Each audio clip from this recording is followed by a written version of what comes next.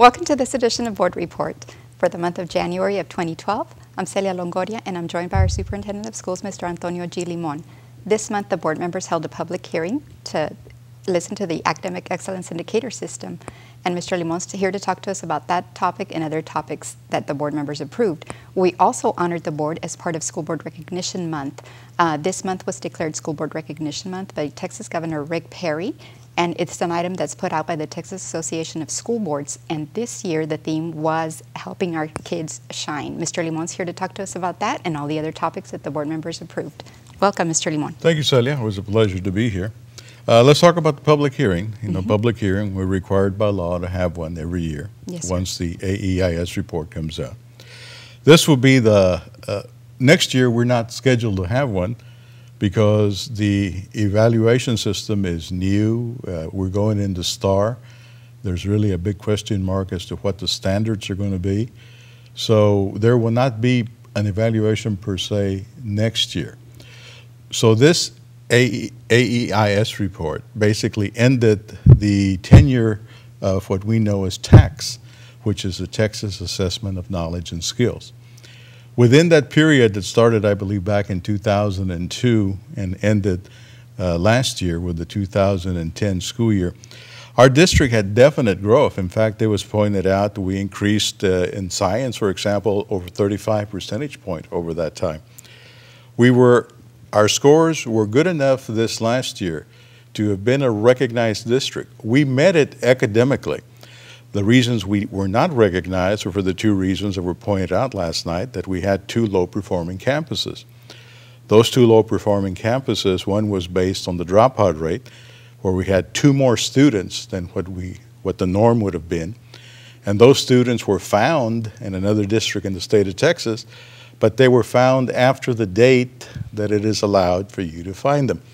So basically, this is one of those catch-22s where if you don't find them by the last day in September or whatever day it is, they count as dropouts. Even if you were to find them the next day, the state in its infinite wisdom says, no, they're dropout. I don't care if they're somewhere up north. You didn't find them before September. So, you can obviously tell I'm not very satisfied with the state's, definition of what a dropout is. And the other one was based on 2 percentage points of students that didn't meet the math score at VMA. They needed a 65% and we had a 63.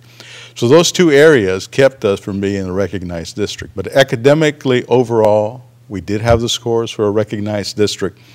District continues to improve, district continues to do well.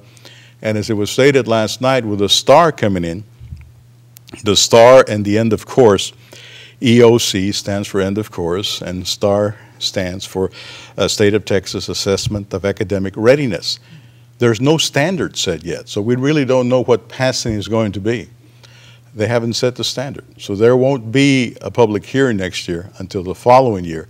So whatever rating we had this year, which was acceptable, by the way, we will keep for one more year. So it was a good AEIS report. Secondly, we honored our board.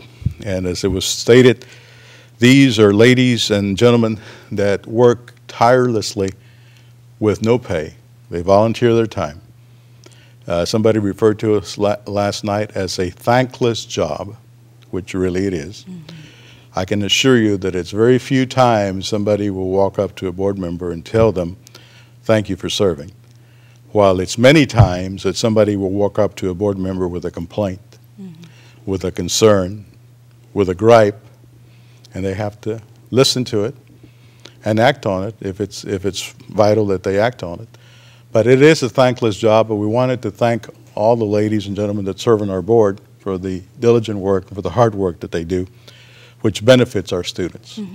And I would like to add that we introduced one of our newly formed groups at San Benito High School, Cuarteto Flamenco, under the direction of Mr. Jorge Mascorro and Albert Ortiz, and they did an outstanding performance last night, and the audience was very pleased with their performance as well. Yes, it was, and if you have an opportunity to catch the board meetings that run on Wednesdays and on Saturdays, please do so, because you're going to see them perform there at the board meeting.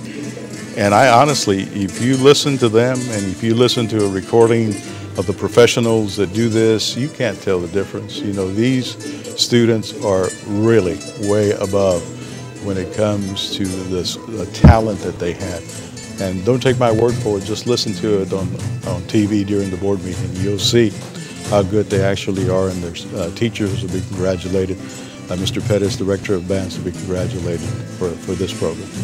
And this is a second-year guitar group. I understand that there's about 50 students enrolled in the guitar class at San Benito High School. So we're going to start seeing some more performers. Fantastic. We also had a brief report under Superintendent's report, the Child Nutrition Program. They had an audit just recently, and Jana Landrum reported the outcome of that audit. You want to share a little bit about it? Yes, yeah. We had the Texas Department of Agriculture as well as the United States Department of Agriculture come in and audit our lunch program, our CNP, which is our Child Nutrition Program. They came into audit. There's a lot of different guidelines, a lot of different paperwork, accountability that has to be met. And this is a feared audit because if they come in and if they find things that are not right, they can fine the district to the point that the district will lose all the funds that it would have gotten for that day for the Child Nutrition Program, or it can even be sanctions that can eventually cost the district hundreds of thousands of dollars. And it could be for something as simple as, to listen to this, some students walking in with cupcakes to the cafeteria. You know, something as innocent as that. Mm-hmm. Some students bringing in 4 or 5 cupcakes from home to give to their friends. And if there's an auditor present and they see that, that's a violation according to the Texas Department of Agriculture, the U.S. Department of Agriculture. That's a violation of the lunch program. And as a result of that, the district, let's say our district gets $80,000 a day, let's just say, we would lose all that funding for that day because of that violation. And it has happened in other districts. Mm-hmm. So we were very concerned. But, you know, thank the good Lord, it was a perfect audit. They did not find one single discrepancy when it came to the bookkeeping, when it came to the financing, when it came to every area that they checked. They were very, very impressed with San Benito CISD, with Jana Landrum and the departments that she heads, all the different cafeteria managers all over the district. Very, very impressed with the job that they were doing. Again, it was a perfect audit. They're to be congratulated for this. Definitely, and I understand that they come and do the audit every 3 years, is what I'm told by Ms. Landrum. That's correct. Also, we move on to school construction report. Mr. Lisandro Ramon was there to present us with a brief report. Most of our projects are already finished, but there are 2, Frank Roberts, and I believe the other campus is Landrum Elementary. That's correct. We are at the tail end of our construction of our $37 million bond that was passed in 2008, I believe. We're at the tail end of it now, and we're finishing up Frank Roberts, which is the last project, finishing up Landrum, which is the last project. And these, by the way, were not projects that were intended to be done, as well as the high school roof and the other projects that we did.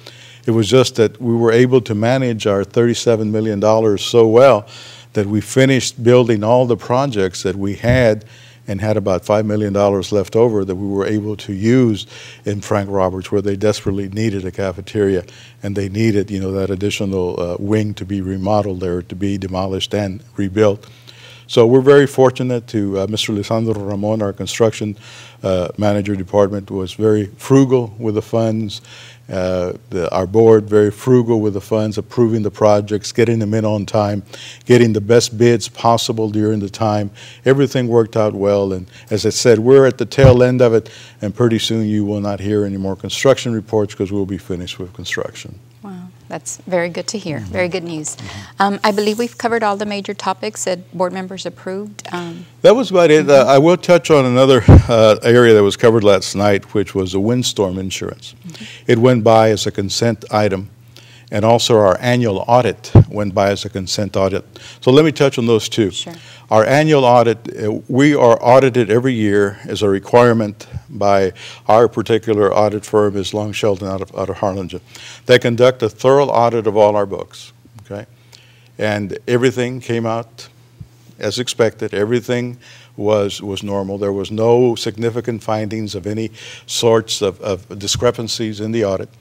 Our fund balance is right at $14,800,000, right at the $15 million that had been projected that we would have. Everything came out well. The board had heard the audit before in Finance Committee, and they had been given a detailed look at the audit of all the figures, all the funding that we were short, the funding that we had to take from fund balance, the different things was done. So when it came to the board, they just went ahead and approved it as a consent item. But everything, the public needs to know that everything in the audit was fine. There was no findings there. The other area that we looked at was the windstorm insurance. We went ahead and went out and approved windstorm insurance for the following hurricane season that's coming up.